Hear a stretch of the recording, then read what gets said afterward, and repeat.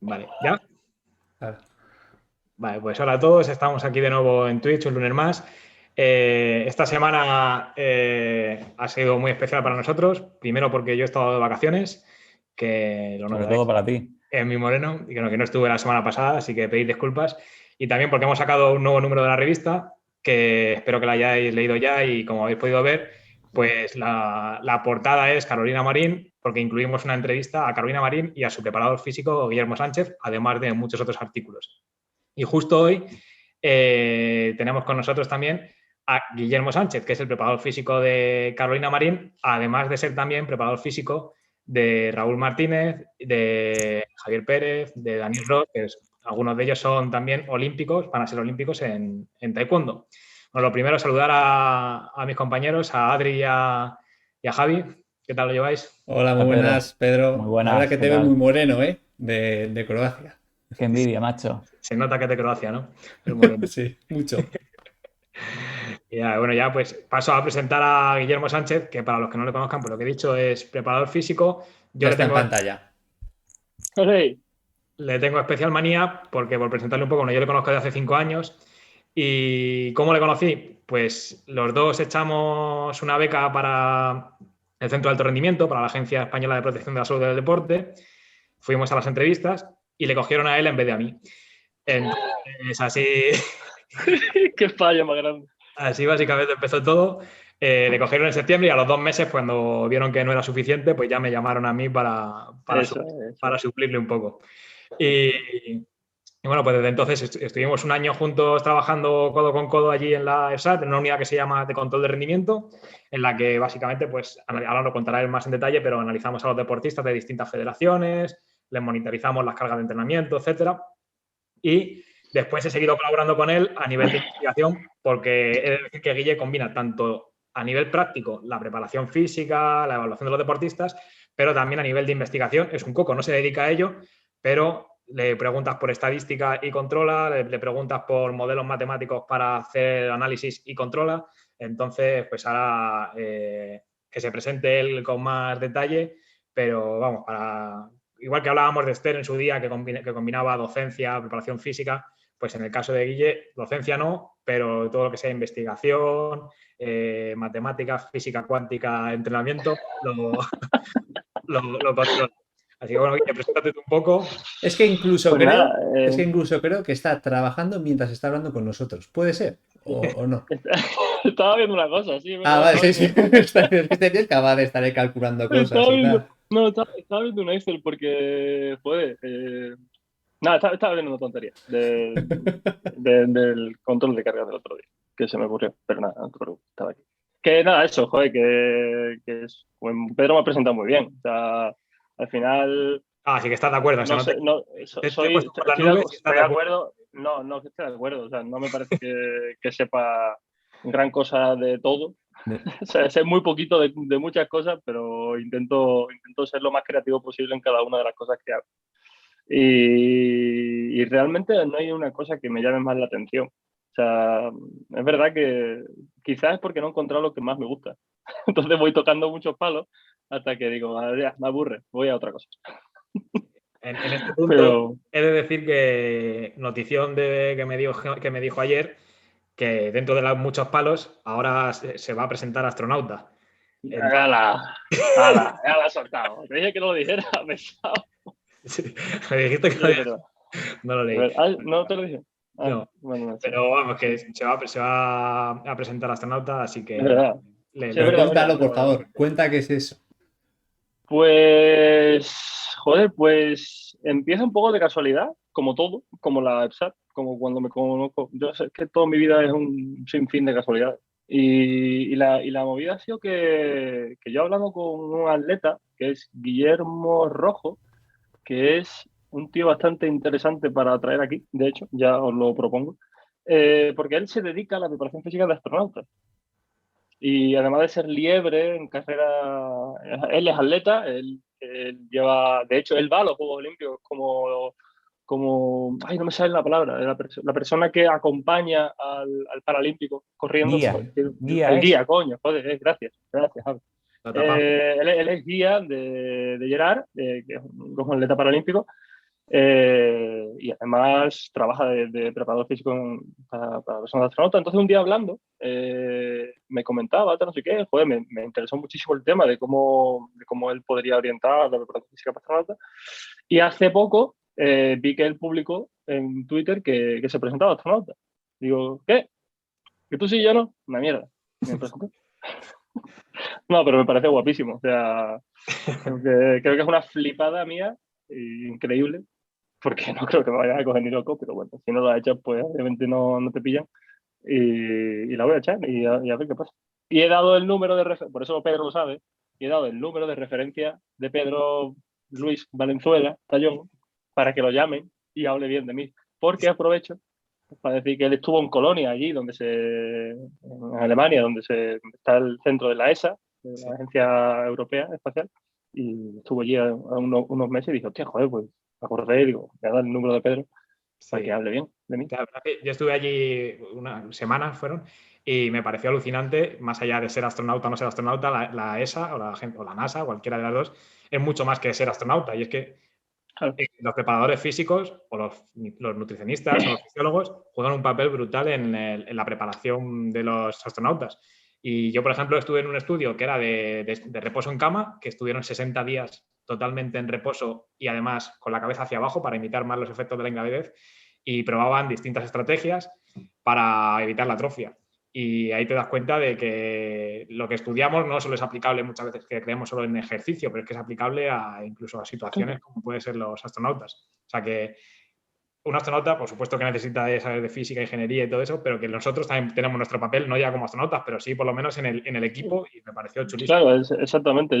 Así es como me planteé tienes que enviar una carta de motivación y lo planteé así. Lo planteé como, o sea, creo que la figura de un preparador físico que pudiese controlar las cargas de los astronautas, que le exigen además tener un nivel de condición física bastante alto, sobre todo por lo duro que es las estancias en gravidez, mejorarían, ¿no?, la calidad de vida y mejorarían quizá a lo mejor las estancias en la Estación Espacial Internacional o donde deberías de estar, ¿no? Entonces, bueno, Y será la primera persona de Cádiz que viaja al espacio, que también es algo importante.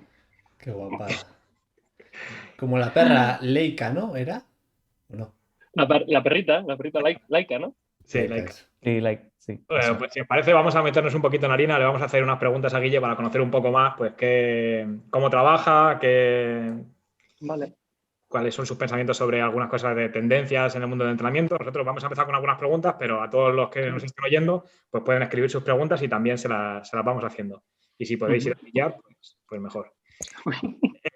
Bueno, la primera pregunta, y dado que es un tema de actualidad este año, pues le quería preguntar yo a Guille que cómo le ha afectado o cómo sigue afectando el confinamiento a los deportistas y en particular pues al equipo de bádminton o a Carolina Marín, si quieres ser más específico, porque el confinamiento, bueno, es algo que nos afectó a todos, pero que todavía sigue afectando, porque muchas veces pues tenemos un contacto estrecho y de repente nos tenemos que quedar 15 días confinados. Creo que hace poco en el CAR, en el Centro de Alto Rendimiento, para los que no conozcan el CAR, es el Centro de Alto Rendimiento, la residencia donde están todos los deportistas, y tuvieron que estar confinados por un brote, eso hace relativamente poco, creo. Entonces, es algo que afectó, pero que no nos podemos olvidar porque sigue afectando y de repente los deportistas se tienen que quedar 3 semanas confinados. Si nos puedes contar un poco cómo afectó, cómo afecta, qué se hace para monitorizarles y para evitar un poco la pérdida de rendimiento. Pues mira, empiezo por el primer confinamiento, que fue como el más duro, el de decir, hostia, no sabemos cuánto va a durar esto. Pero yo con ellos, con todos, en especial con Carolina, manejo variables de control de rendimiento que nos arrojan información, diferentes variables, ya sea a nivel perceptivo, a nivel de variabilidad cardíaca, frecuencia cardíaca también, el reposo, incluso la variabilidad durante el sueño. Entonces, durante el confinamiento, otras variables no las pude medir. Por ejemplo, ACK, los metabolitos como CK-urea o el salto vertical, pues ya ahí no podíamos hacerlo. Pero la principal limitación que tiene un confinamiento, cuando fue de esa forma, sin avisar, sin saber cuánto iba a ser, porque al principio iban a ser 2 semanas, pero después fueron un mes, después fue 2 meses, entonces ahí la liamos parda, lo primero fue concienciar al deportista. Yo creo que eso es clave. Había dos grandes vertientes al principio del confinamiento, que fue la parte psicológica, porque es un cambio brutal, pues no te lo esperas. Son tíos en la efervescencia hormonal más grande y con una cantidad de actividad física diaria brutal. Estamos hablando que todos los deportistas del CAR de bádminton entrenan hora y media por la mañana, hora y media por la tarde, 1 hora de físico de mañana, 1 hora de físico de tarde, de lunes a sábado, ¿vale? Es mucha actividad física que rompes directamente, prácticamente del tirón, de un día para otro. Entonces, lo primero era controlar el estado mental.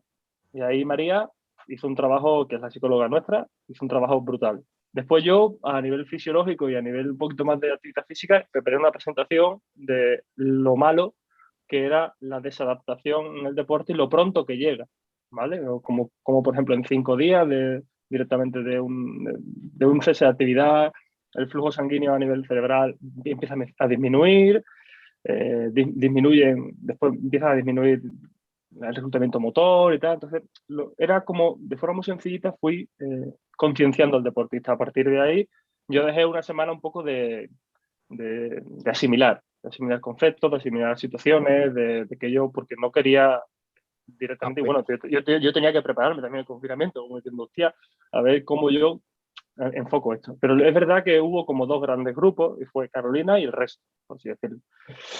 Donde algunos tenían unos materiales en casa, otros pudimos rescatar lo que fuese, pero a Carolina se le dio, y yo creo que casi todos los materiales, se le dio máquina de hipoxia, se le dio máquinas inerciales, se le montó todo ahí en Huelva lo más rápido posible que pudimos, todos se lo metimos en el coche y ella tiró para Huelva, de hecho, yo no se quedó en casa.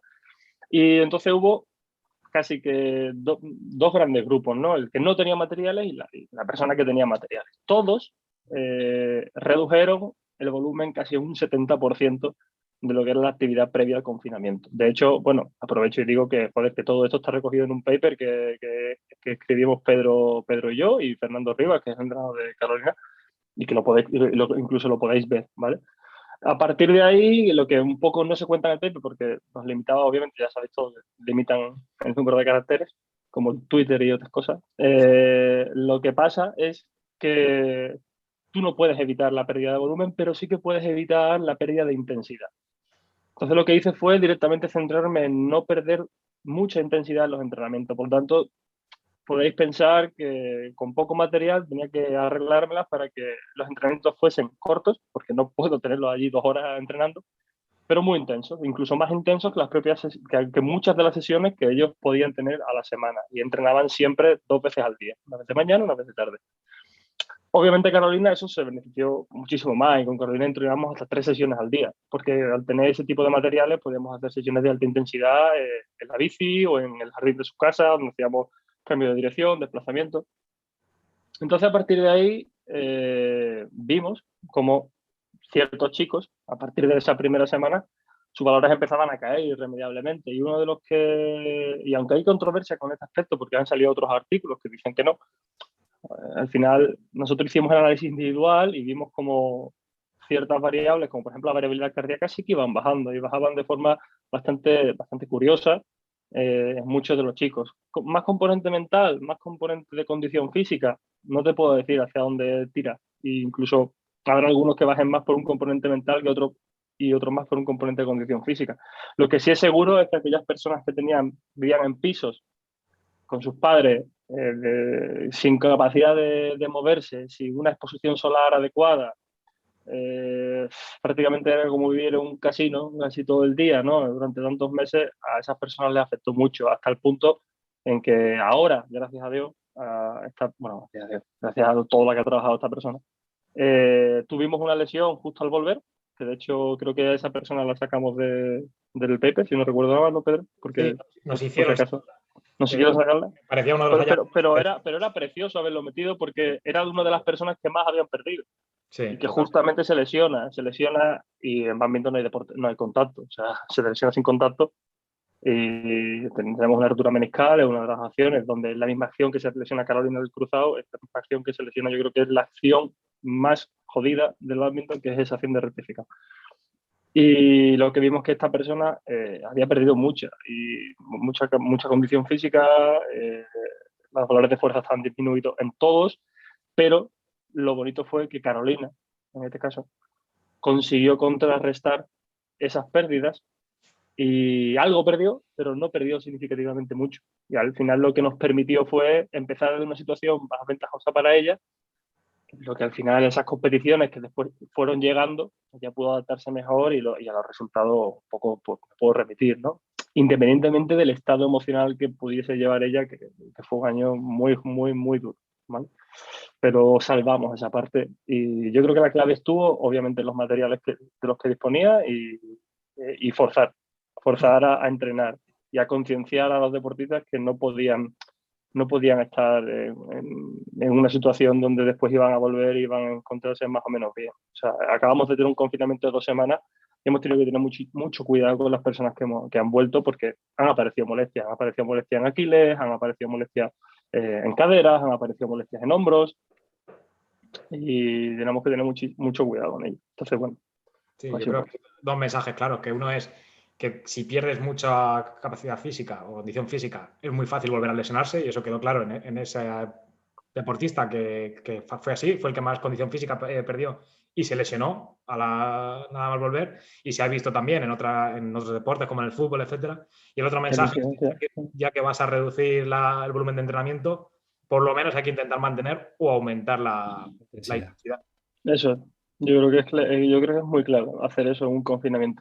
Y en el segundo confinamiento hemos tirado por ahí con ella, sobre todo con Carolina, que ha sido la que otra vez dijimos, pues tenemos, o sea, es que no podemos permitirnos, porque el resto del problema que tenía es que los tuvimos que meter en la Blume, pero ella pudo irse a su casa. Irse a su casa tenía ese espacio, tenía más materiales, no sé qué, y bueno, gracias a lo que además ella trabaja, que en eso es excepcional, pues ha podido ganar un campeonato de Europa. Yo creo que ahora en este caso sí que la preparación física ha sido bastante clave, porque no ha podido tocar volante. Entonces, sí, lo veo así. Bueno, ya por completar la pregunta, esa era la primera parte y la segunda era, ¿y cómo, por ejemplo, ahora entiendo que se acercan los Juegos Olímpicos, queda muy poquito, ¿qué hacéis para evitar que se dé un confinamiento así, que ¿lo tenéis en cuenta? ¿Lo tenéis en cuenta? Porque sí, es que eso ya... Pues ahora mismo la logística se ha complicado muchísimo. Hemos separado grupos en el CAR. Ya Carolina va a entrenar con ciertos jugadores que la van a acompañar de aquí a los Juegos Olímpicos. O sea, vamos a intentar disminuir la interacción de Carolina al máximo. Ella se va a quedar en su casa, come en su casa, vive en su casa, duerme en su casa y va del trabajo a su casa, básicamente, no hace nada más. El entrenador de ella va a ser para ella, el fisio se tendrá que adaptar y yo me tengo que adaptar. Yo, de hecho, tengo que tener ahora mismo mucho cuidado. Vamos haciendo test cada 2 días, test de antígeno prácticamente cada 2 días. Las PCR las hacemos semanalmente. Ya no nos podemos permitir un confinamiento de nuevo. Si tenemos un confinamiento de nuevo, la carga que yo tendría que subir a Carolina para llegar en un estado óptimo a los Juegos Olímpicos y la que metería a Fernando también como entrenador en los últimos 4, 6, 8 semanas que nos quedan sería tan grande que sería casi un milagro que ella no se lesionara de nuevo. Y eso es una cosa a valorar porque lo mismo no nos corre, no podemos hacer eso. O sea que eso ya, un confinamiento nuevo sería catastrófico. Sería algo que ya no se podría solucionar. Bajo mi punto de vista, a lo mejor, sí siempre me sorprende. O sea, Carolina siempre nos sorprende a todos. Pero la verdad es que ya sería jugar mucho con fuego y no voy a anteponer la salud al rendimiento y tampoco hay rendimiento sin salud. O sea que... Totalmente. Sí. De lo que más me sorprende es lo del antígeno o la PCR cada 2 días. Me acaban de hacer una para volver de Croacia y fatal eso, ¿eh? Sí, te despiertas. O sea, la tenemos a las 9 de la mañana y ya es como si tuvieras 5 cafés encima. Sí. Te quita la tontería. Madre mía, mi novia dice que parezco un niño pequeño, pero yo eso lo llevo fatal. ¿No? Yo llevo mal, sí, fatal. Pero bueno. Bueno, pues os cedo la palabra, Adri y Javi. ¿Qué pasa, Guille? ¿Qué tal? ¿Qué tal, Javi, tío? Encantado de Buenas. conocerte online. Igualmente, tío. Bueno, te quería preguntar, al hilo de lo que habéis estado hablando tú y Pedro, ¿qué diferencia ha habido entre la preparación física de Carolina para los Juegos Olímpicos de Brasil y la que va a haber este año, teniendo en cuenta todas las circunstancias que estás hablando, que estás manejando, y también, pues eso, que se ha pospuesto un año los Juegos Olímpicos a causa de la pandemia. No sé si eso os ha alterado mucho los planes, habéis seguido, gracias a lo que te Mm, comentabas también, a la estructura de la que dispone Carolina, habéis seguido más o menos el plan. bueno, nos ha alterado los planes. De hecho, Carolina ahora mismo, nuestro objetivo antes de eso, ¿no? Que es un objetivo un poquito más organizativo, más del staff, de entrenadores, de técnico-táctico, por así decirlo, era conseguir la cuarta posición para ir de cabeza de serie. Ahora mismo no sé cómo se va a dar la historia. Lo principal era ganar el europeo y consiguiendo esos puntos ya ibas de cabeza de serie dependiendo, pero ya dependes de la otra persona, que es una japonesa, que me parece que es Akane Yamaguchi, la que tiene que ganar puntos y ver. Pero nosotros pues tenemos ahí en mente, es decir, bueno, no sabemos qué va a pasar, tenemos que valorar todos los riesgos y podemos ir o no ir a algunos torneos que nos quedan, no lo sabemos todavía, pero es verdad que tenemos que decidirlo pronto. Y eso va a cambiar el curso de la preparación, porque si vas o no a Malasia, si vas o no a India, si vas o no a Singapur, te va a condicionar el poder tener más semanas de preparación o menos semanas de preparación, o qué riesgo hay si vamos, conseguimos la cuarta plaza, pero te estás comiendo semanas de preparación para los juegos. A lo mismo te compensa irte de quinta y tener más semanas de preparación. Entonces, ¿en qué cambia? Sobre todo, porque yo creo que sobre todo es la incertidumbre. Hay una incertidumbre muy grande que hace que tengas que adaptarte al día, que eso lo llevamos bastante bien, porque Fernando es un tío que para eso es súper creativo y vamos trabajando los dos y vamos adaptando los entrenamientos al día con ella prácticamente. O sea, el tema de los ciclos, mesociclos, microciclos, ATRs, eso en nosotros nos peta la cabeza, es como, pero No existe. vamos a ver, no existe, y menos con ella, o sea, no existe porque la monitorizamos tanto que al final yo no puedo determinar que un ciclo de acumulación dure tantas semanas, eso es prácticamente imposible. O sea, y hay sesiones que las cambio diariamente con ella porque sé que hay molestias y tal, y tengo que hacerlo con ellos, entonces no puedo programar así.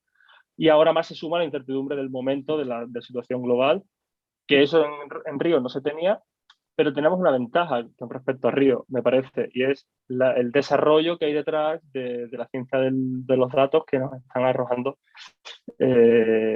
por dónde podríamos ir moviéndonos siempre con una lógica y sin perder la cabeza con esto, ¿vale? Porque al final la interacción también viene de ella tiene que ser, ella es sensitiva y dice, hostia, pues esto sí, esto no, esto lo voy asimilando bien, me di cuenta de esto otro, y los datos nos ayudan a demostrarle que podemos ir en una línea y no en otra.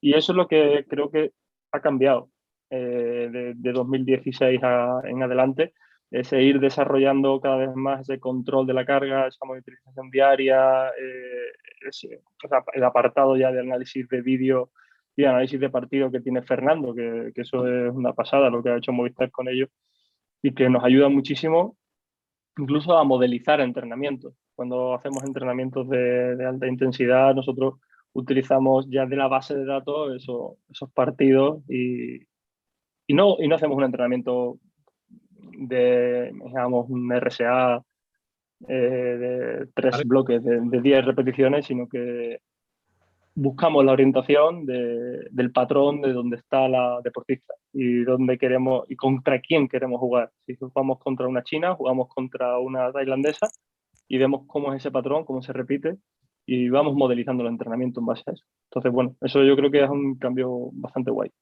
bastante importante en el entreno. Increíble. Yo tengo una pregunta que son varias. Es en referencia a una de las principales variables que tú controlas, que es la variabilidad de la frecuencia cardíaca, que eres un especialista en ello. Yo me he tragado varios vídeos tuyos explicando un poco cómo es el concepto. Y es que soy un poco friki, o sea, un friki siguiéndote, no, o sea, Vale. no tan bueno como tú. Yo O sea, espero.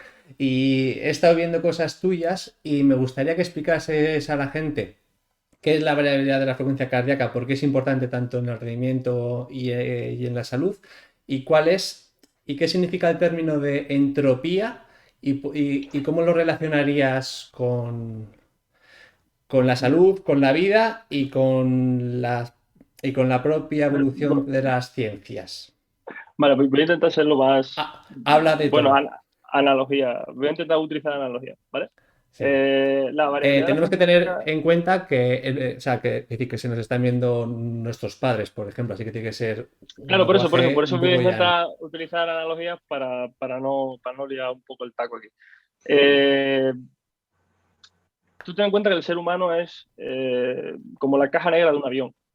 Tú no sabes lo que pasa, tú no sabes cuál es la interacción de todos los sistemas que hay dentro ni en todas las escalas.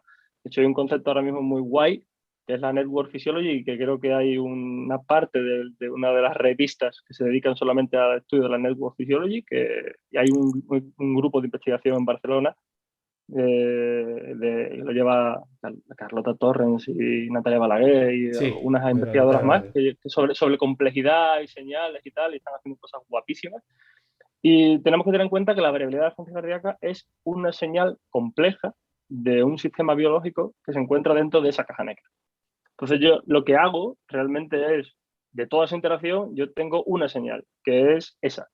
Y veo cómo esa señal cambia en el tiempo, en patrones, por ejemplo, en el sueño. Y analizo esa variable. Sin entrar exactamente a lo que es, quedaos, o sea, a lo que es a nivel fisiológico, quedaos simplemente con el concepto de que al final es una señal que te muestra la capacidad de adaptación que tiene un ser vivo, en este caso un sistema biológico, al entorno, a todo el estrés, a todo el contexto que le rodea, ¿vale?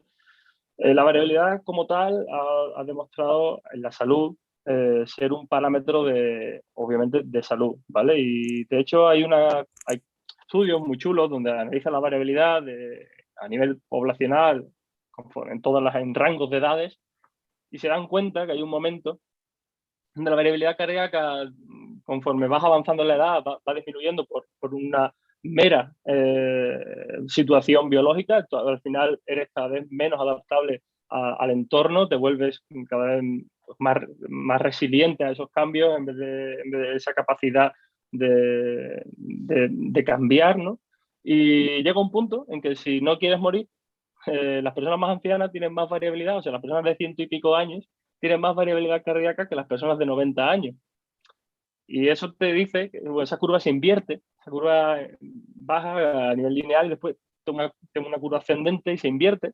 Y te dicen que esas personas que realmente llegan a esa edad es porque cuidan de ese estado adaptativo del medio. Entonces, ahí entras cuando llegas a la entropía, llegas al concepto de la complejidad, a esa señal que proviene de un sistema dinámico que es complejo y como tal, al ser complejo, es difícilmente predecible, ¿vale? Y la entropía te habla un poco de eso. La entropía, lejos de ser desorden, porque muchas personas la entienden como el orden y el desorden. Bueno, la entropía no tiene por qué estar siempre asociada al desorden. O sea, se asocia más a la impredecibilidad de la señal. La variabilidad de función cardíaca suele ser una señal impredecible en el tiempo y cuanto más predecible se vuelve, menos adaptabilidad tienes y posiblemente más cercano a la muerte estés como sistema biológico, ¿vale? Entonces yo mido esa entropía en Carolina durante la noche y durante el ejercicio y te das cuenta como llega un momento en que ella tiene muy buenos valores de entropía. Eso significa que ella, para empezar, su señal es bastante impredecible, no es una señal donde yo pueda determinar dónde se va a encontrar en un espacio-tiempo determinado.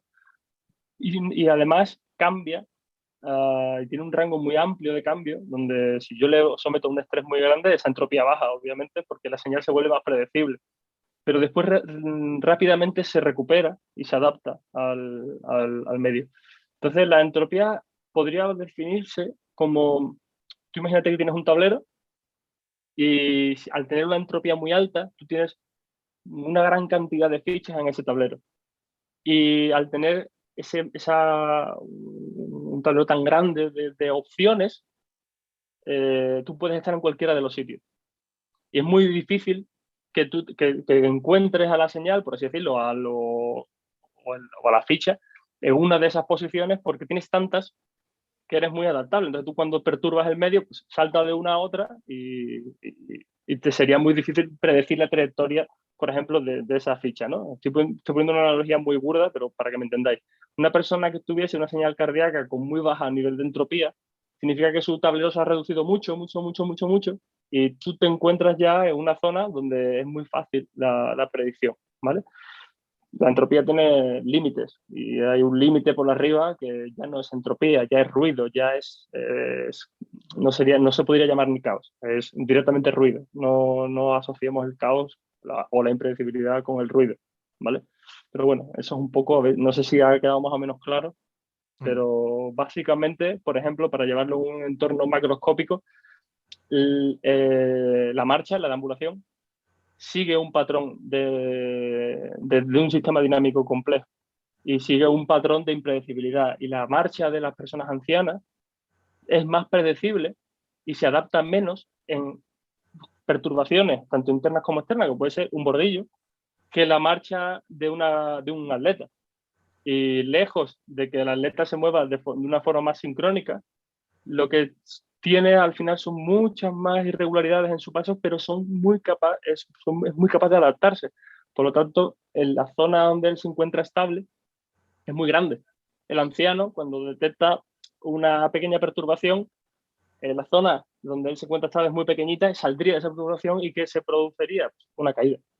Pues el patrón de la marcha también sigue un sistema dinámico complejo, por ejemplo, como le pasa a la variabilidad de la frecuencia cardíaca. Entonces, bueno, pues un poco intentado hacerlo así. Yo ya no tengo más preguntas para ti. Yo estoy contento. Vale, Adrián.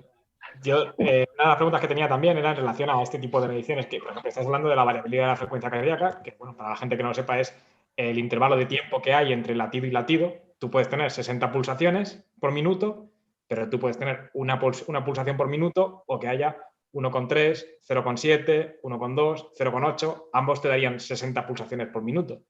O sea, no es lo mismo que la frecuencia cardíaca, pero la variabilidad que hay entre latido y latido, entre onda R y onda R en el electrocardiograma, que es como se llama, sería esa variabilidad.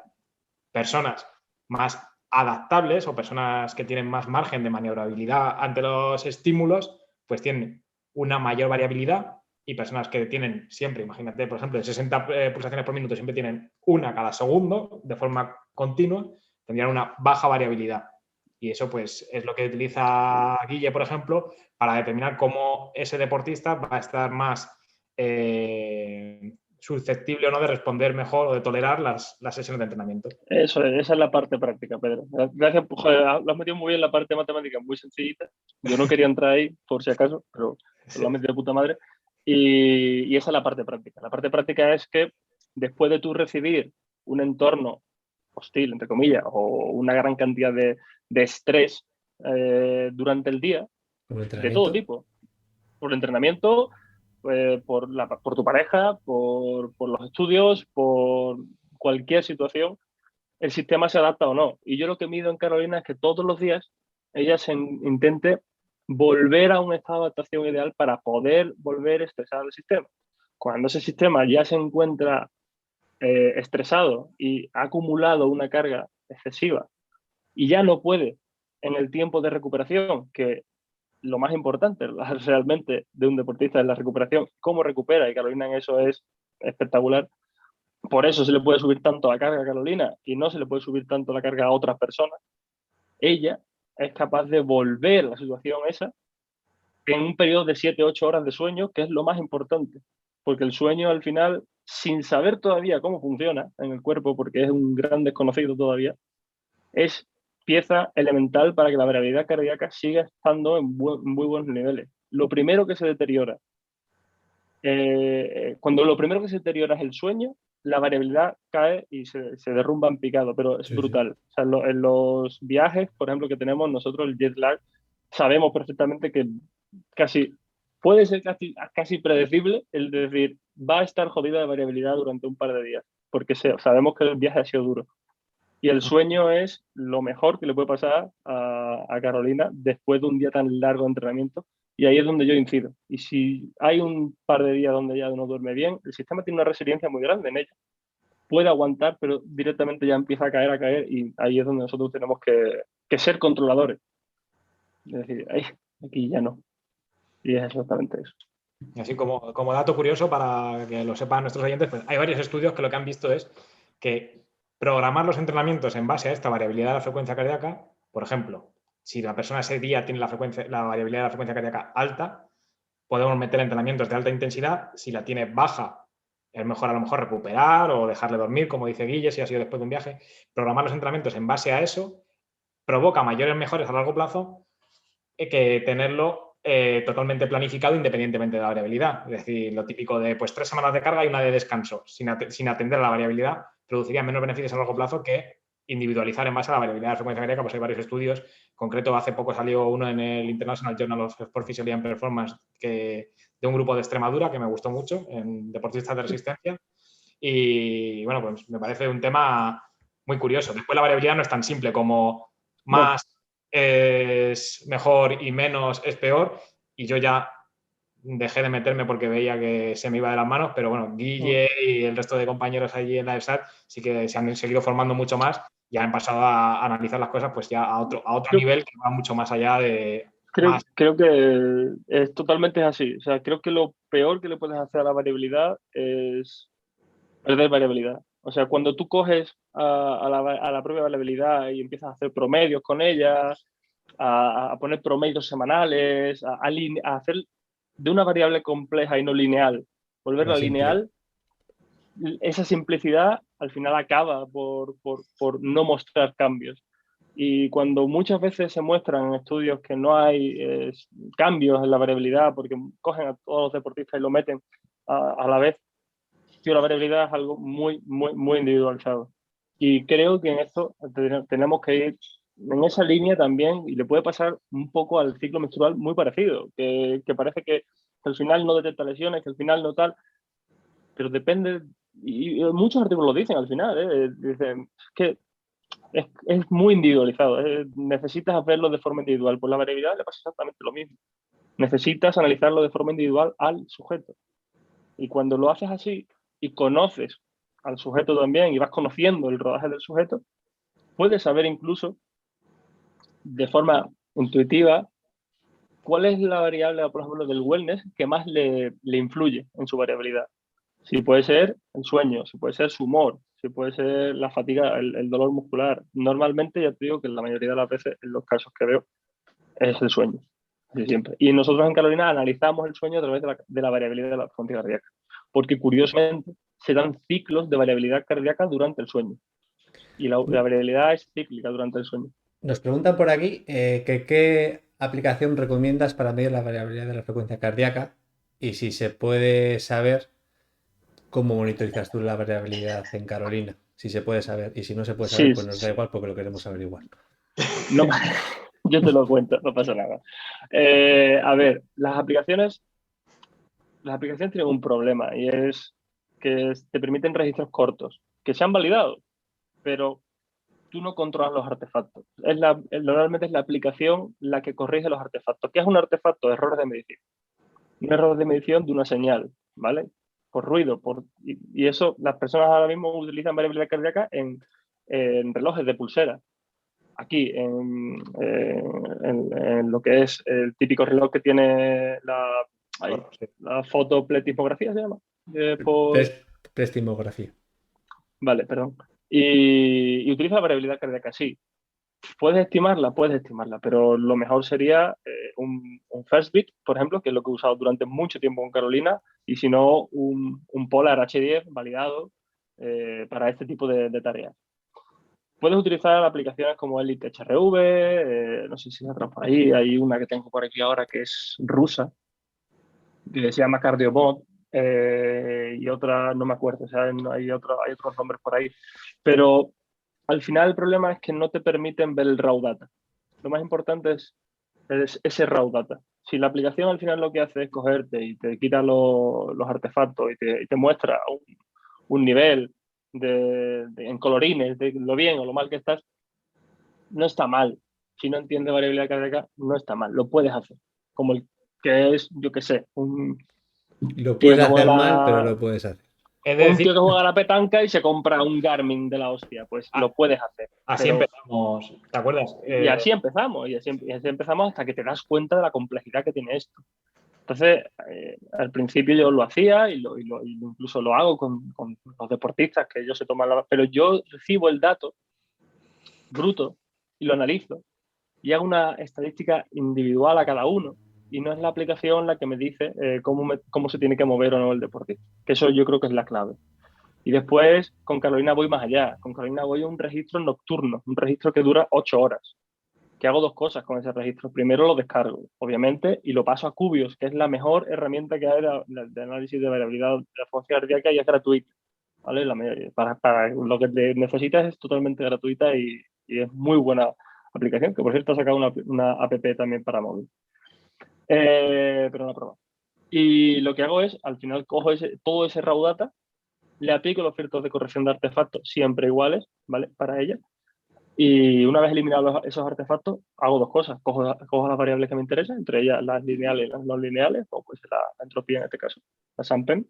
Y después veo, y eso es una de las cosas que nos gustaría desarrollar, es cómo interpreto el sueño de ella a nivel visual de lo que es la variabilidad cardíaca. Y veo cómo si hay ciclos de sueño y coincide. Y yo cuando me metí en artículos, si se podría predecir los ciclos de sueño a través de la variabilidad, y sí se puede, es costoso, pero se puede.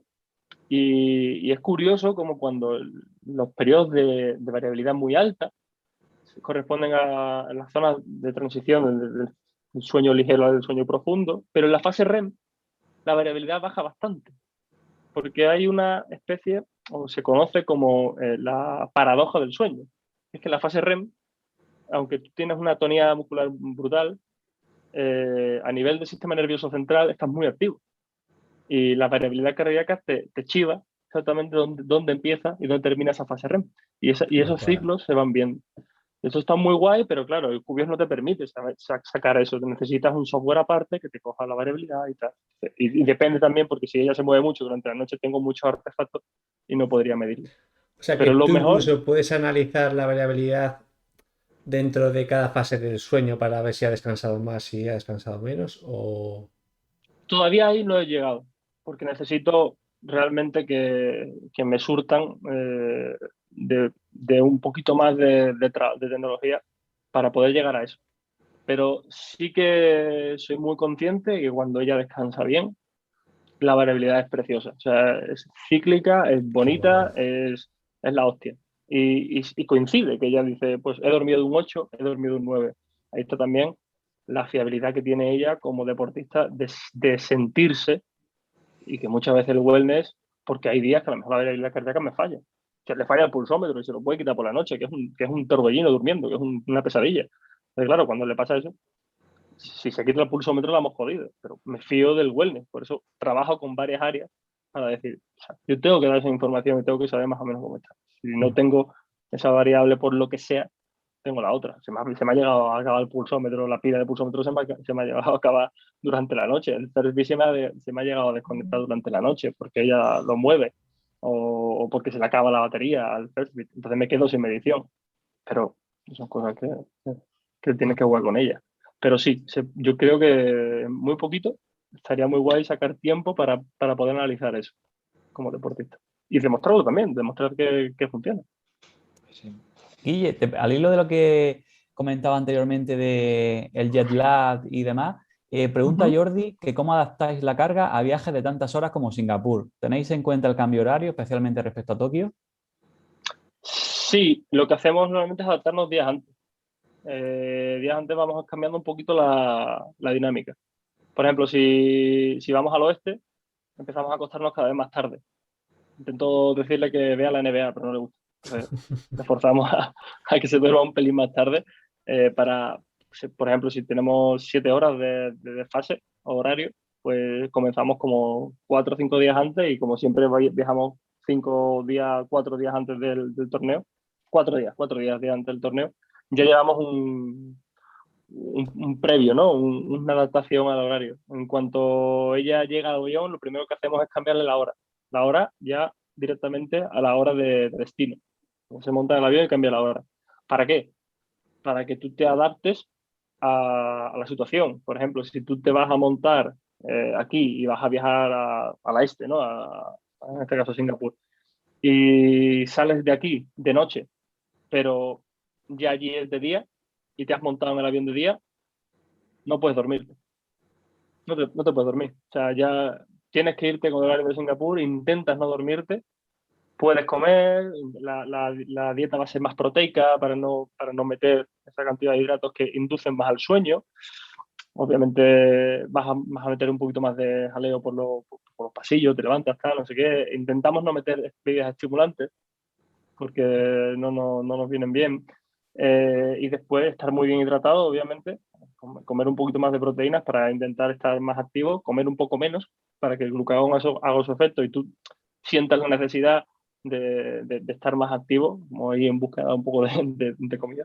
Y ya llegando a la hora de aterrizaje ya vemos, ¿no? Si lo que queremos es inducir el sueño rápidamente, pues intentamos, si es un poco de día, tomar algo del sol, las últimas horas de sol, que se ha demostrado que empiezan a subir los niveles de melatonina con esa radiación más naranja, ¿no? En las horas del atardecer y el amanecer, sobre todo el atardecer, y ahí ya empezamos a inducir el sueño. Mucho más costoso sería cuando ella, por ejemplo, llegase para dormir, pero realmente no tuviese sueño. Entonces, a ver, tendríamos que intentar inducir el sueño de otra forma, pues suplementando melatonina o alguna historia así. Pero sí que lo intentamos controlar bastante bien, porque para nosotros es clave que ella se encuentre cuanto antes recupere, cuanto antes pueda. Para Tokio lo haremos y lo hicimos para Río también. Lo que pasa es que para Río es más fácil. Pues los viajes para el oeste suelen costar bastante menos. Pero más o menos te respondía, ¿no? Sí, Perfectamente. Perfecto. No sé si queréis preguntar algo. Yo iba a hacer una pregunta, porque antes, cuando estaba comentando el tema de la variabilidad, el wellness, que incluye el humor, el dolor muscular, ha hablado también de que mide la CK, la urea, sé que miden también el salto vertical por las mañanas, o normalmente también lo miden intrasesión. Una de las cosas que, en concreto Carolina, pero también Raúl Martínez, que es el taekwondista olímpico también, es muy fiable para eso. Hay deportistas que simplemente casi con su percepción del esfuerzo son muy, muy fiables y muchas veces, no sé si medimos multitud de variables Sí. que después no sabemos manejar. Ahora están los GPS, lo hablábamos también con Steph, 200 variables de GPS y no sabemos ni siquiera cuál medir y muchas veces algo tan simple como el esfuerzo percibido o como la fatiga percibida, el estado, en muchos, sobre todo en algunos deportistas que llevan muchos años haciéndolo, es lo más fiable. Te quería preguntar que ¿cómo valoras los pros y los contras de todo esto de tener tantas variables? Y en línea con eso, sé que estáis empezando, o ya lleváis tiempo con Movistar, haciendo un proyecto que es de sincronización de todos los datos, que lo has comentado antes, variables de GPS, de cargas de entrenamiento. Si nos puedes contar un poco más de cómo sincronizáis todas esas variables y cuál es el fin de ese proyecto. Bueno, al final el fin es ayudar, obviamente, al deportista. Y sí que estamos en un periodo donde tenemos que quitar variables. Es lo que tú dices, o sea, no podemos ir con todo. Yo creo que el análisis de vídeo en este caso ha sido muy, muy, muy interesante, sobre todo para sacar patrones de juego. Lo que sería muy, muy bueno es que, y lo que creo que se puede llegar a conseguir es que se sincronice el vídeo con el acelerómetro y el acelerómetro forme parte de todo eso, porque ahora mismo el acelerómetro lo único que se usa es para ver la intensidad de las aceleraciones y la pérdida de aceleración. O sea, básicamente es una especie de controlador de la fatiga, como puede pasarle al CMJ, que además de ser un factor de rendimiento para nosotros de la fuerza o de la RCD o de la fuerza explosiva que tiene el miembro inferior, el acelerómetro en este caso es la capacidad de acelerar y decelerar que tiene Carolina y que nos interesa bastante. Pero la idea es unirlo todo y cuando unamos todo, tendríamos que seguir analizando para decir, hostia, esto nos vale o no nos vale. O incluso lo que me aporta esto ahora mismo es lo que mismo que me puede aportar ella. Que me diga ella, Guille, pues me siento incómoda. Joder, esto lo hablamos mucho. Pues no me siento bien yendo a la zona de rectificado. No me encuentro bien acelerando hacia atrás. bueno, pues lo mismo lo veo en las aceleraciones, que es mucho más arduo de ver eso, me lo está diciendo ella. Pero pongamos que no me fío y me voy a las aceleraciones y coincide. Hostia, pues es que al final lo está diciendo ella. Ujú. Tendré que... tengo test de RSA y puedo ver las aceleraciones que hace hacia adelante, hacia atrás, las frenadas, puedo el pedirlo, pero ya ella te va a decir, al principio del test te va a decir, ¿qué va? Tú le dices, venga, va, hago la hostia, que sí, que puede. Pero es que no se equivoca. De verdad que no se equivoca. Son personas que se han experimentado tanto y se conocen tanto que tú las motivas y van a tope el test, no porque no tengan ganas, pero ya te están diciendo que no, que no. O sí, en plan, después ya es muy cauto, ¿no? Es decir, creo que estoy mejor, pero no lo sé. Joder, y mejora mucho. Dices, vale, muy bien. Pero este tipo de personas, lo que tú dices, Pedro. O sea, Raúl, por ejemplo, es la hostia. Raúl es la hostia. Raúl ha tenido la mala suerte de no quedarle a una parte de su cuerpo que no se haya lesionado. En el taekwondo es otra historia, ¿no? Pero, joder, pues de todo. Y yo con Raúl no tengo la capacidad que tengo con Carolina de medir, pero le pregunto y me dice y cuadra, tío. Y esa sensación que tiene él y cómo se conoce y cómo sabe que este dolor puede permitirse y sabe que esta molestia no. Y, y la verdad es que muchas veces dejamos de lado por los datos, dejamos de lado la sensibilidad que tiene el propio deportista de conocerse a sí mismo. Es decir, y yo soy muy partidario todavía de eso. Es decir, que te quiero escuchar, o sea, que no tengo por qué no fiarme de ti. Obviamente hay un periodo de aprendizaje de todas las variables que puedo meter, pero sí, Raúl Martínez me dice, no me gusta esa sensación que tengo, yo sé que tengo que cambiarlo, por mucho que la variabilidad cardíaca me esté dando bien. Sí. Sé que Hemos no, visto sé que valores tengo de que... CK de creatinquinasa de 2000 y él estaba perfecto o viceversa. O Sí, sea, que eso sí, hay totalmente. O valores sea, muy sí. famosos, como puede ser la creatinquinasa, que nosotros la hemos medido regularmente los deportistas y hemos visto que es un indicador que está bien, pero que los valores por lo menos de referencia que solemos tener en cuenta Claro, no tienen nada que por, ver para un deportista o por cosas ejemplo, ¿qué he intentado hacer yo con los valores de creatinquinasa y de urea? En este caso de creatinquinasa hay un par de papers que salieron sobre no utilizar los valores de referencia que te ponen en la literatura habitualmente, médicos, sin utilizar un análisis bayesiano. O sea, utilizar una tendencia individual de la persona, midiéndolo en dos estados diferentes. Obviamente uno va a ser estado de recuperación, que sí lo puedo utilizar yo con mi control de carga, y después un estado de fatiga. Y a partir de esos dos estados medidos en varias ocasiones, utilizando, por ejemplo, 4 o 5 medidas en cada uno de los dos estados, crear un modelo. Y ese modelo es individual. Pues igual le puede pasar al modelo del perfil de fuerza-velocidad lineal individual a cada uno de los sujetos. Y volvemos otra vez a lo mismo, volvemos a la individualización. Que la CK sea de 2000, cuando esa persona le da igual, pues lo mismo el valor de referencia ese, que habrá salido de una base de datos de 500.000 personas, pero que no son deportistas de élite, ni siquiera están dentro de un top 5, ni siquiera están dentro de un top 3 mundial, te da para decir, hostia, pues no puedo pararla por esto. claro. Y Fernando muchas veces me coge del pecho, me agarra así, me dice, ¿cuántos estudios hay con deportistas que han ganado unos Juegos Olímpicos? Y yo tengo que decir, pues es verdad.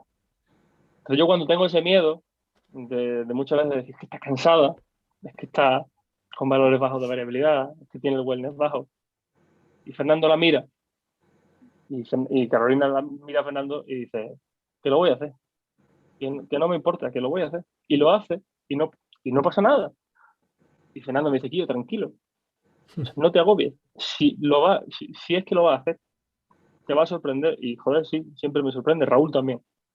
Y son esas cosas que se te escapan a los datos. Es decir, sí, que estás jodida, pero hay algo ahí que dice, me voy a adaptar, no te preocupes, que lo voy a hacer.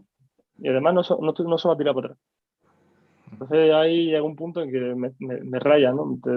Te toca, te trastoca, te dice tú, si sirvo para algo, realmente. Entonces ahí cuando toca límite, dices, vale, estoy en esa zona donde creo que aporto cosas, pero ellos te sorprenden. Sí, al final yo creo que es la línea entre la ciencia y la experiencia, pues que nos podemos basar mucho en papers, en que he visto que prescribir en base a la variabilidad de la frecuencia cardíaca, he visto que hay que poner luz azul para favorecer el sueño en los viajes, hay que poner, pero después muchas veces es lo que le sienta bien al deportista, cómo se siente en ese momento y da igual cómo estén sus valores. Un Por profesor ejemplo, mío decía que el entrenamiento es 90% arte y 10% ciencia, pero que no te limpies el culo con ese 10%. no, para nada. Yo creo que yo aporto un 1% en el deportista, pero ese 1% tienes que valorarlo. O sea, yo creo que, y ellos lo valoran mucho. ¿Eh? Y la verdad es que son muy agradecidos con eso. Y tienes toda razón, Adrián. Pero, joder, es que a veces, o sea, tengo esa duda, ¿no? De decir, ¿me estaré pasando? Por ejemplo, yo no he leído ningún paper que coja, y la hipoventilación ahora mismo está muy de moda también. ¿No? Para la mejora del rendimiento no necesitas una máquina de hipoxia normobárica, no necesitas una tienda, lo único que necesitas es quedarte sin respirar. De hecho, hace poco, no sé quién lo escribió, pero me gustó mucho el artículo sobre la apnea en las tribus nómadas estas, los bajaos y tal. No me acuerdo quién escribió ese artículo del Adri. Todos los buenos son míos. Vale. Me encantó ese artículo. Hostia, es la hostia. Cómo esos tíos aguantan tanto debajo del agua, cómo tienen Ahí esa hay un adaptación. mundo, en el tema del bazo y todo Es la eso. hostia. Nosotros utilizamos también la hipoventilación como parte del entrenamiento, porque nos permite, esa parte de la apnea nos permite hacer ciertos gestos técnicos que con la maquinaria de la hipoxia no podemos. No se puede. Entonces nosotros decimos, vale, pues para adelante. Pero claro, ¿qué se nos ocurre a Fernando y a mí? Pues añadirle más hipoxia. Venga. Dice, pero es necesario. A ver, ¿cómo lo controlo? Venga, ¿no? Utilizamos la saturación. ¿Qué es el marcador interno? La saturación. Venga, va. Tío, está en 78% de saturación. Cualquier médico te coge del pecho y te dice que la vas a matar. El día está entrenando. Está entrenando normal, entre comillas. Está jodida, pero está entrenando. Y se mueve. Ahí. Cuando me contaste se que bien. hipoventilación con hipoxia, eso me pareció la leche. O sea, muy controlado. O sea, por ejemplo, sí. ya hacía la apnea, se movía y después salía y poníamos la recuperación de la apnea, la hacía a una altura determinada, como lo puedes hacer en Sierra Nevada, por ejemplo. No hacíamos una locura de esa. Haz una hipoventilación en Sierra Nevada y te quedas tan tranquilo. Ya está. O sea, así de sencillo. Pero lo que te interesa es monitorearla de forma interna. Tú cuando lo monitoreas dices, Fer, está bajando a 78 o 75. Carlos, ¿estás bien? Carolina, ¿estás bien? Sí. Claro. Cualquier otra persona, un médico está allí y te dice, sácala. ¿Qué haces? ¿Te la matas? Y tú le dices, Carolina, ¿estás bien? Sí. ¿Sigues? ¿Te duele la cabeza? No. Pero sí. Vale. No sé. Pues ahí ya me desmonta. O sea, me desarma. En plan, ¿qué hago? No lo puedo parar. ¿Qué hago ahí? Enchúfale más metros. No, claro, ahí ya vienen los egos, ¿no? Pero métele más, no, Fernando, no. espera, está. A ver si ahora puedes. No, pero después ella te lo pide. En plan, que no me bajes la carga. Que no. Y dice, vale, es que estás cansado, claro. Pero tienes que luchar contra ese tipo de personas, de frenarla un poco. Pero, sí. Entonces hay un momento en que siempre digo, ¿dónde está el límite de esta chiquilla? No lo sé. Al final esos entrenamientos de hipoventilación que está comentando son muy interesantes porque en situaciones, por ejemplo, de deportes intermitentes como el bádminton, mantener la oxigenación durante las recuperaciones o reoxigenar rápido, no solo a nivel muscular, sino también a nivel cerebral, ser capaz de mantener las decisiones cognitivas cuando baja los niveles de oxigenación es muy importante. Entonces, ese tipo de entrenamientos pues son clave. O sea, el bádminton consiste en robarle tiempo al otro. Eso siempre lo dicen los expertos del bádminton. Entonces, pues, ¿cómo te puedo robar tiempo? No dejando descansar. No te dejas descansar, tú vas jodido. O sea, eso es precioso. Ve a Carolina que termina un punto de 45 segundos, coge el volante y se pone a sacar. Y la otra dice, espérate. Y dice, no, una polla, te espero. Tírale. Y eso, bueno, pues esa ventaja que tiene a nivel también genético, ¿no? Tiene un componente muy bueno. De hecho, a ella se le ha hecho un estudio genético de ese componente. Y creo que más o menos lo digo en la Sí, entrevista sí. que hablo algo sobre ello. Sí. Encima lo tiene, o sea, encima es responder en ciertas cosas de estas, ¿no? Y ya cuando se te unen todo esto, tío, es una gozada cuando trabajas así. Pues sí. qué No sé si maravilla. tenemos más preguntas por ahí de ¿Tú, Javi? gente. Bueno, aquí Borja, que estuvo la semana pasada con nosotros, te pregunta, Guille, ¿se ha validado el uso de la variabilidad de la frecuencia cardíaca con acelerómetro o polisomnografía? ¿Y hasta qué punto la temperatura de la piel podría complementar la variabilidad de la frecuencia cardíaca como medida de sueño? Pues la primera pregunta es validación de la ¿Del variabilidad uso cardíaca. con acelerómetros o polisomnografía? Con polisonografía creo que sí. Pero tendría que revisarlo, pero creo que sí. Porque de hecho intentan sacar las fases del sueño en esos estudios con la polisonografía y con la variabilidad. Entonces intentan replicar eso, ¿no? Es decir, ¿no? El polisonógrafo nos da estas distintas fases y nosotros con la variabilidad intentamos replicar. Me parece que sí. O sea, me parece que sí. Estoy casi seguro que sí, pero tendría que revisarlo bien. Y la segunda parte, la temperatura corporal, con la Eh, Sí. variabilidad. Efectivamente, como medida de sueño. Él es que trabaja mucho con temperatura, ¿no? Él ha hecho artículos con termografía, creo, Borja, ¿puede ser? Sí, sí.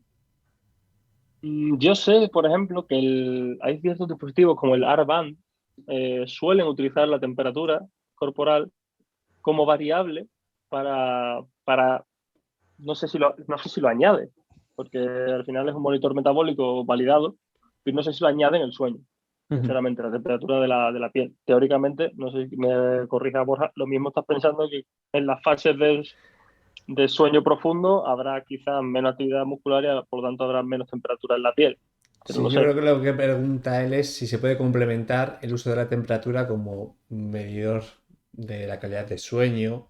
Eh, No lo sé, Borja, tío. La verdad es que no tengo ni idea. Y a lo mejor sería interesante Han echarle un vistacillo. sacado ahora un gadget que se llama Core, creo que se llama, Sí, que es lo he así visto. sub... Ah, bueno. Sí, pero lo he visto y he visto a Pedro comentar sobre ello en Twitter. ¿A Ah, mí? vale. ¿No? ¿No fuiste tú? No, yo no he comentado. ¿No? Creo que la está utilizando Aitor Biribay en el Astana. No sé si se Y lo habéis no, visto a él. no ha comentado algo, Aitor, sobre que los datos eran que no le cuadraba mucho o algo así. Es Yo que también lo he no, visto en Twitter. No sé quién lo comentaba, pero yo también he visto que había datos raros. Pero, sí. pero A ver, el problema de la temperatura, Borja, y ahí, joder, si tú eres más experto, pues chapo y me cayó la boca. La temperatura de la piel te daría información, pero lo mejor sería más interesante la temperatura del interior, con una body caps, por ejemplo. Lo mismo sí que tendrías información bastante más interesante.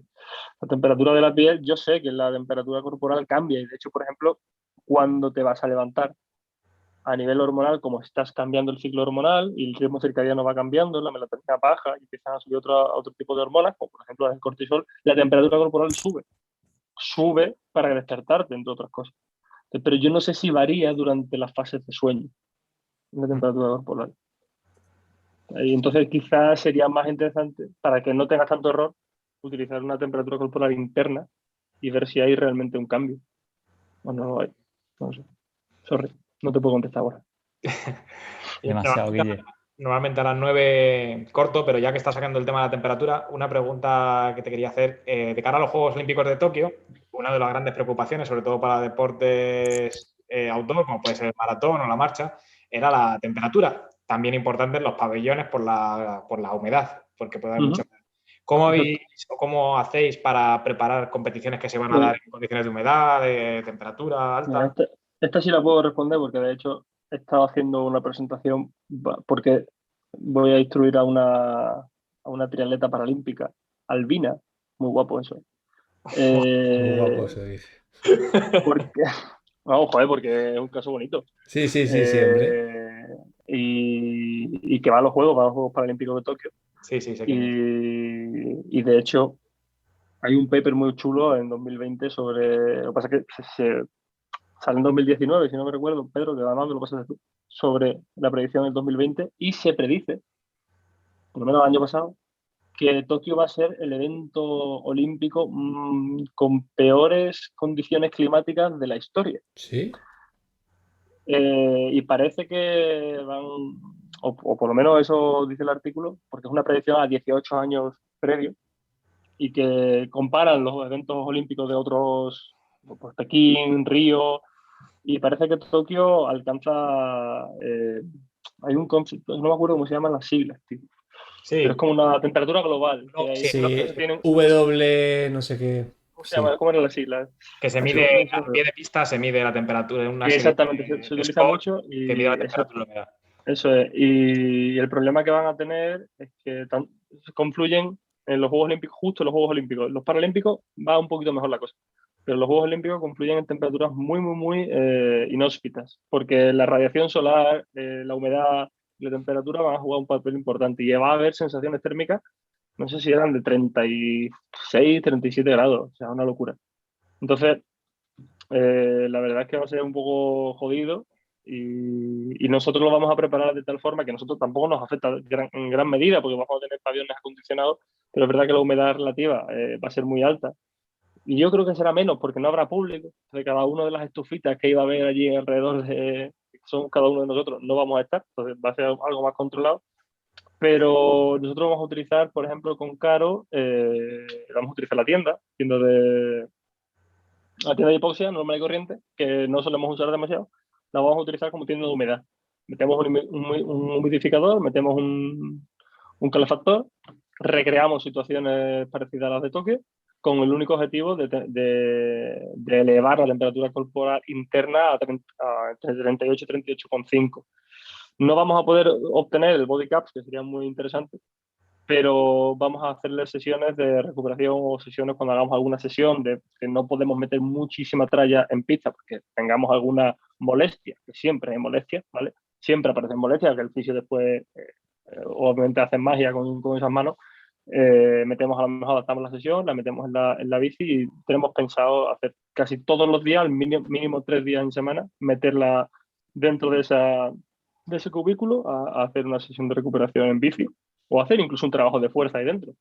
Hacer un pequeño circuito de fuerza, la tienda es más o menos grande y podemos hacer un trabajo de fuerza ahí dentro con condiciones de 32, 33 grados de temperatura y por encima de un 65-70% de humedad. Más o menos va por ahí la cosa. Así que sí, lo haremos entre unas 4 semanas antes. Bueno, estamos en Sierra Nevada, posiblemente lo hagamos. Con el objetivo también de si que el pabellón después es más frío de la cuenta, pues bueno, eso que te llevas. Te llevas esa volemia, te llevas esa capacidad termorregular, te llevas un poquito más de rendimiento en ese aspecto que nunca te viene mal. Que no te va. Que hay Y si lo podemos encajar bien, pues así que Que hay estudios que dicen que la aclimatación al calor mejora el rendimiento incluso en situaciones de temperatura normal. No está Sí, muy sí, claro sí. eso, pero hay algunos que dicen que sí. Así que, bueno. eso es. Vale, pues Muy bien. si no hay más preguntas, señoría. Algo por ahí lo... Por aquí no. No sé Yo me si quedo con Adri. alguna, pero como sé que va a ser muy larga, prefiero guardarla para una segunda. Es que tengo muchas en relación al tema de la entropía y todo eso. Pero si me das tu No, teléfono, pero te las pregunto por WhatsApp. me preparo algo, joder. Nos ha Yo, dicho hice, yo, hice- yo me hice análisis de entropía a mí mismo en la cuarentena porque me trajo un Wimo Ah, sí. de trabajo, me lo llevé, en plan, ya trastear con el Wimo. un Cuando me acelerómetro, dejaron, para, claro, para los que no lo sepan. Un un acelerómetro. acelerómetro con muchas cosas. Y cuando nos liberaron del confinamiento, me fui a correr como un loco, como la mayoría de los zumbados que había por la calle en ese momento. Y pidiendo de solio y de gemelo que no era normal. Y hostia, vi cosas guapas, porque yo iba corriendo, iba haciendo mis laps ahí, y iba intentando hacer siempre el mismo recorrido, como si fuera una ardillita, o sea, un hámster ahí en una rueda. Y, y veía que mi entropía, conforme yo me iba cansando, era cada vez menor. O sea, me adaptaba peor. Y era algo interesante. Pero no siempre lo he encontrado, por ejemplo, en los test de RSA que suelo hacer con los chicos, que es muy cerrado, no siempre lo encuentro. Sí que veo una tendencia de que la entropía baja, pero no siempre lo veo. Y lo estoy analizando no con la señal de variabilidad cardíaca, sino con una señal de acelerometría. Pero hay un estudio muy chulo de entropía y variabilidad de frecuencia cardíaca en corredores de montaña, en distintos niveles y en distintos momentos de la carrera. Vale. Y está muy guay. La verdad que... A mí me ocurre algo y es que he estado investigando en mí mismo variabilidad de la frecuencia cardíaca con series de apnea. Y lo que me ocurre es que muchas veces el propio estrés de medirme la variabilidad me afecta mucho, yo creo que a la propia medición. Y he dejado de hacerlo porque me estresaba mucho. No sé cómo lo... No lo he probado. En apnea acuática. No, apnea yo en la cama. ¿Te pone una Mira, pinza a la nariz, Adri? Bueno, yo duermo. Yo sé que la gente se ríe, pero yo duermo desde hace un par de años con un esparadrapo en la boca. Y... Pero las apneas la hago como hostia, serie. para quitarte eso por la mañana con esa barba. Sí. La verdad es No ves que. no ves los clarones que tiene. ¿Pero Sí. te lo pones tú o te lo pone tu novia? Yo. Me lo pongo yo. Me lo pongo yo. Y la verdad es que duermo muchísimo mejor y es que estoy preparando también unos artículos en relación a dormir con la boca cerrada por la noche, que yo creo que es muy importante para la salud. Y la única forma de implementármelo de una manera sencilla, más que ponerme un esparadrapo así, es ponerme un esparadrapo así en la boca. Y la verdad es que va Está fenomenal. guapo, ¿eh? No tenía ni idea. No tienes idea, Y ¿no? sí, Parece flipante. y me estoy leyendo un libro que se llama Respira, bueno, que es del tema este o sea, de la respiración por la nariz, intentar no respirar por la boca durante la noche y se mejora mucho el sueño, te levantas muchas menos veces a mear, tienes menos sed y el sueño es mucho más placentero. Estoy leyendo Hostia. bastante sobre esto y hay un tipo de esparadrapo que se llama micropore, que es súper fácil de quitar y es súper fácil de poner, que es como transpirable. Y yo, por ejemplo, que tengo la nariz, no sé si me la ves, a mí me la han partido dos veces en karate y yo pensaba que la tenía taponada, pensaba que no podía respirar bien por la nariz, es ponérselo y automáticamente tu cuerpo, si no respira por la nariz, caes. Entonces automatizas bien la respiración y bueno, o sea, yo a todos los viajes que yo hago me llevo mis 30 tiras de esparadrapo porque no me puede faltar, si no me lo pongo no duermo bien. Está Sí, muy sí, Qué bien. guay, tío. Que te sinceres aquí en Twitch. Yo no tenía ni idea. si tenéis, Sabes que si lo que dices tenéis, aquí, lo que vendas aquí, menciona cómo duerme Carolina hasta los Juegos Olímpicos. O sea que no, dentro de pues, un mes vemos al marca pues, diciendo Carolina con una espadadrapo en la boca. escúchame, no es coña, ¿eh? Yo que soy una persona que roncaba, que descansaba de manera muy irregular, o sea, que necesitaba beber mucho por la noche, he estado leyendo, o sea, cuando la cadencia, porque disminuye mucho la cadencia de respiración cuando respiras por la nariz, es mucho más profunda y esa cadencia más lenta te invita más, o sea, coges muchísimo más rápido el sueño. Es un sueño mucho más placentero. Por lo menos en mi caso y las personas que sé que lo están haciendo. O sea, y es de muy fácil implementación. Yo me gasto al mes 1 euro en espadadrapos y ya está. Pues Otra Sí, cosa pues, es, otra cosa es como te miren por ahí, que igual te vas a dormir ahí en un campamento y piensan que eres el monstruo de Ámsterdam. En mi caso me funciona bien porque duermo muy bien. pues es esperamos buenísimo. Isaac sobre eso. Te animaría a que hicieras la apnea con la variabilidad, si quieres, en agua. A ver qué pasa. Yo tengo pendiente un curso de apnea que estoy haciendo ¿Con en Miguel el IES Lozano? Madrid. No me acuerdo. ¿Cómo se llama? Es que hay un El- submarinista muy bueno que yo estoy mirando para hacer también, que se llama Miguel Lozano y que hace cursos súper chulos, pero como con el tema de confinamiento no me he podido mover, no he podido, pero sé que hay un chico muy bueno que creo que es subcampeón del mundo y tal, que hace cursos muy interesantes. Bueno, pues vamos a ir cerrando ya. Nos despedimos de Guille. Muchas gracias por venir y seguro que le tenemos por aquí pronto. Espero colaborar con vosotros en algunas cosillas más. Sí, hombre, tienes pendiente. Os imagináis que sale publicado en el Marca que Carolina gana porque duerme con espadadrapo? ¿Tú sabes cuál sería la primera palabra que Carolina soltaría por su boca? Si yo le digo, Carolina, tienes que dormir como un esparadrapo puesto, sería, me cago en todos tus muertos. Esa sería la palabra que me diría directamente. Pues lo que sé, pues puedes intentarlo porque... no sé. Pero si le podemos intentar gastar una broma. ¿A que lo haría? Yo entendía eso, pero lo haría. Calcúlale la variabilidad con esparadrapo y sin esparadrapo. Ya verás cómo ves cosillas.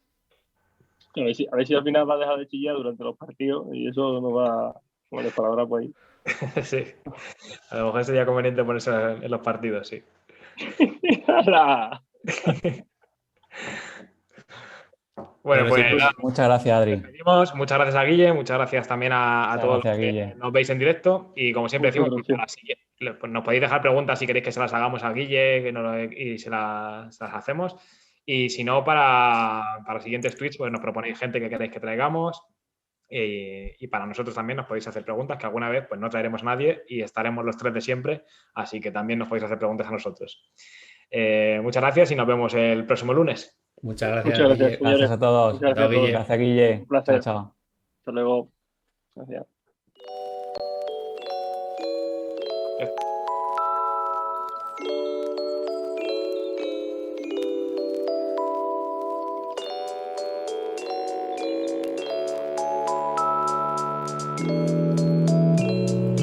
Je te promets, je te lâcherai jamais la main.